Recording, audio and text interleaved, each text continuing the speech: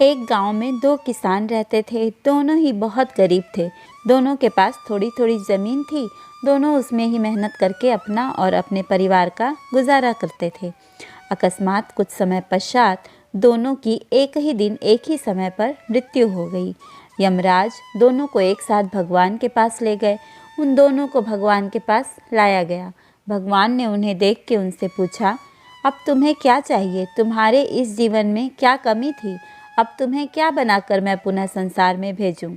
भगवान की बात सुनकर उनमें से एक किसान बड़े गुस्से से बोला, हे भगवान, आपने इस जन्म में मुझे बहुत घटिया ज़िंदगी दी थी। आपने कुछ भी नहीं दिया था मुझे। पूरी ज़िंदगी मैंने बैल की तरह खेतों में काम किया है और जो कुछ भी कमाया वह बस पेट भरने में लगा दिया। ना ही मैं कभी अच्छे से कपड़े पहन पाया और ना ही कभी अपने परिवार को अच्छा खाना खिला पाया।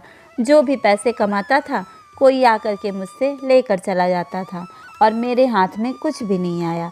देखो कैसी जानवरों जैसी ज़िंदगी जी है मैंने।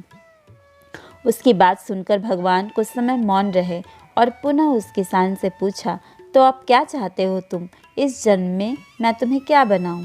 भगवान का प्रश्न सुनकर वह किसान पुनः बोला, भगवान, आप कुछ ऐसा कर दीजिए कि मुझे कभी किसी को कुछ भी देना न पड़े। मुझे तो केवल चारों तरफ से पैसे ही पैसे मिलें। अपनी बात कहकर वह किसान चुप हो गया। भगवान ने उसकी बात सुनी और कहा, तथास्तु, तुम अब जा सकते हो। मैं तुम्हें ऐसा ही जीवन दूंगा जैसा तुमने मुझसे मांगा है। उसके जाने पर भगवान ने पुनः दूसरे किसान से पूछा, तुम बताओ तुम्हें क्या बनना है? तुम्हारे जीवन में क्या कमी थी और तुम क्या चाहते हो? उस किसान ने भगवान के सामने हाथ जोड़ते हुए कहा, हे भगवान, आपने मुझे सब कुछ दिया। मैं आपसे क्या मांगूं? आपने मुझे एक अच्छा परिवार दिया, मुझे कुछ ज़मीन दी जिस पर मेहनत से काम करके मैंने अपने परिवार को एक अच्छा जीवन दिया।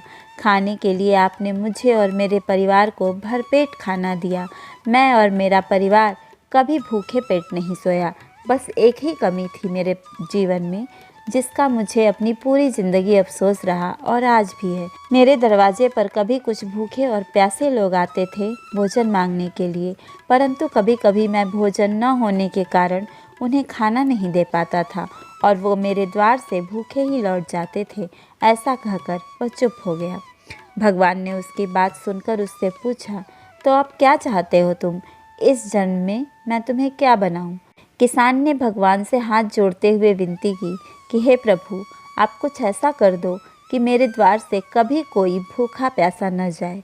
भगवान ने कहा, तथास्तु, तुम जाओ, तुम्हारे द्वार से कभी कोई भूखा प्यासा नहीं जाएगा। अब दोनों का पुनः उसी गांव में एक साथ जन्म हुआ। दोनों बड़े हुए।